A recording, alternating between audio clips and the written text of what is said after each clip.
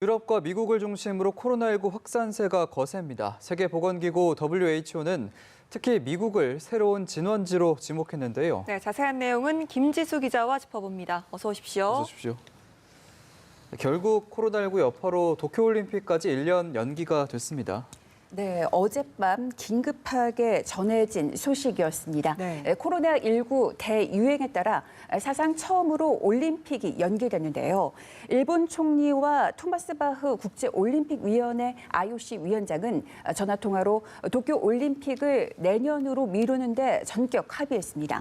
이에 따라 당장 내일 시작될 예정이었던 일본 내 성화 봉송 행사도 취소됐습니다. 사실 올림픽이 연기된 건 근대 올림픽이 태동한 1896년 이후 124년 만에 처음입니다. 네. 그러니까 감염병으로 미뤄진 것도 이번이 처음인데요. 그동안 하계, 동계 올림픽에서 1, 2차 세계대전 때문에 5번의 대회가 취소된 적은 있었습니다. 그러니까 정리하자면 도쿄 올림픽의 1년 연기는 그동안 올림픽 개최 준비 과정에서 막강한 권력을 행사해온 IOC와 일본 정부가 선수들의 안전 보장 요구에 백기를 든 것으로 볼 수 있습니다. 코로나19 심각성에 비춰볼 때 IOC와 일본 측의 늑장 대처는 각국 선수들과 각 나라 국가올림픽위원회에 거센 반발을 불렀고 IOC와 일본 정부는 결국 비난 여론에 떠밀려 올림픽을 연기한 것으로 귀결됩니다. 올림픽을 연기한 만큼 지금 이 사태가 심각하다 이렇게 볼 수 있는 거잖아요. 네. 네, 지금 현재 국내외 상황도 좀 전해주시죠. 네, 지금 현재 빠르게 늘고 있는데요. 전 세계 확진자는 모두 42만 2천여 명. 사망자는 18,000여 명입니다. 네. 확진자는 중국이 8만 1천여 명으로 가장 많았고 이탈리아 6만 9천여 명, 미국 5만 4천여 명, 스페인 4만 2천여 명, 독일 3만 2천여 명 순이었습니다. 중국에서는 최근 확산세가 진정됐으며 하루 100명 이하로 신규 확진자가 나오고 있는데요. 이들은 대부분 해외 유입 사례입니다. 그리고 유럽에서는 이탈리아, 스페인, 독일을 중심으로 빠르게 번지고 있습니다. 중국과 이탈리아 다음으로 확진자가 많이 나오는 미국은 하루에 확진자가 10,000명씩 급증해서 세계보건기구 WHO는 미국이 새로운 진원지가 될 수 있다고 경고했습니다.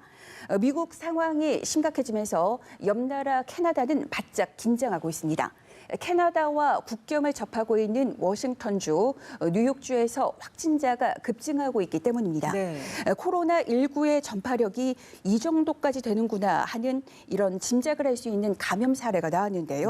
바로 갈라파고스 제도라는 곳에서입니다. 갈라파고스는 남미에 있는 에콰도르 서쪽 해안에서 1,000km쯤 떨어져 있는 섬인데요.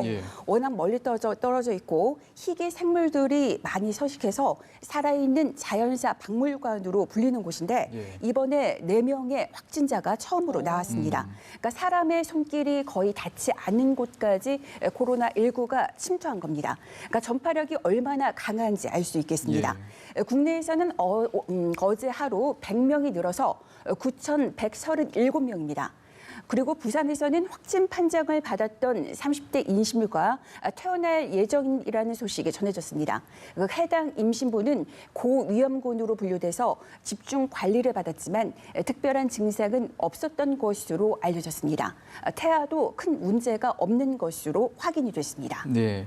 전해주신 것처럼 이제 미국이 새로운 진원지라고 불릴 정도로 확산세가 굉장히 거센데 이 와중에 10대 확진자가 숨졌다는 안타까운 소식도 있더라고요. 네, 그렇습니다.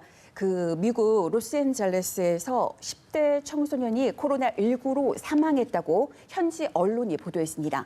그러니까 미국에서 확진자 가운데 10대가 숨진 것으로 보고된 사례는 처음인데요. 미국 당국은 사망한 10대의 구체적인 나이와 성별, 기저질환이 있는지 여부를 비롯한 추가 정보를 현재 공개하진 않았습니다. 그런데 현재까지 연구 결과와 사망자 현황에 따르면 코로나19는 주로 노년층, 기저질환이 있는 사람에게 치명적인 것으로 확인이 되는데요. 하지만 미국에서 첫 10대 사망자가 나옴에 따라 코로나19에 대한 경각심은 더욱 고조될 것으로 보입니다. 미국 당국은 이번 사례는 코로나19가 모든 나이대의 사람들을 감염시킨다는 걸 환기했다고 강조했습니다. 예. 그동안 국내외에서 어린이와 청소년이 감염됐어도 위험성은 어른에 비해 적을 것이라는 전문가들의 전망이 잇따랐던 것도 사실이지만 코로나19가 신종 감염병인 만큼 여러 가능성을 열어둬야 할 것으로 해석이 됩니다. 예. 국내에서 어린이와 청소년의 사망자는 현재까지 보고되지 않았습니다. 확진 판정을 받은 어린이와 청소년은 22일 기준으로 388명입니다. 예. 지금 유럽발 입국자들은 이제 모두 그 검역을 받잖아요. 코로나19 검사를 받게 되는데 이걸 미국발 입국자들에게도 확대를 하겠다 이런 소식도 있더라고요. 네, 맞습니다. 바로 모레부터 미국에서 들어오는 입국자 중 유증상자, 그러니까 증상이 있는 내외국인 관계없이 코로나19 검사를 받게 됩니다. 예. 검사 결과가 양성으로 나오면 병원이나 생활치료센터로 옮겨지고 음성으로 나오면 자가 격리에 들어가게 됩니다. 또 증상 없이 미국에서 들어오는 내국인과 장기 체류 외국인은 14일간 자가 격리에 들어갑니다. 그러니까 해외에서 들어오는 사람들에 대해 검역을 강화해야 한다는 건 어제 발생 현황을 봐서도 알 수가 있는데요. 네. 어제 신규 확진자가 100명이 나왔는데 그중에 51명이 해외에서 들어온 사람들입니다. 예. 따라서 해외 유입 사례를 얼마나 빨리 찾아내고 관리하느냐가 3차 유행을 막아내는 관건이 될 것으로 보입니다. 예. 최근 일부 유럽발 입국자들이 임시생활시설에서 코로나19 검사 후에 음성으로 나오자 개별적으로 퇴소해서 그 지역 음식점에서 식사를 하고 술을 먹었다는 불만이 온라인 지역 커뮤니티에서 제기됐습니다. 때문에 지역 주민들의 불안감이 커졌고 당국은 법적 조치를 취하겠다고 밝혔습니다. 앞으로 유럽과 미국발 입국자 중 자가 격리를 위반하는 경우 1년 이하 징역 또는 1,000만 원 이하의 벌금에 처해집니다. 예, 3차 유행 막기 위해서 해외 유입 사례 굉장히 관리가 필요한데요. 입국자분들의 적극적인 협조가 필요합니다. 오늘도 김지수 기자와 함께했습니다. 고맙습니다.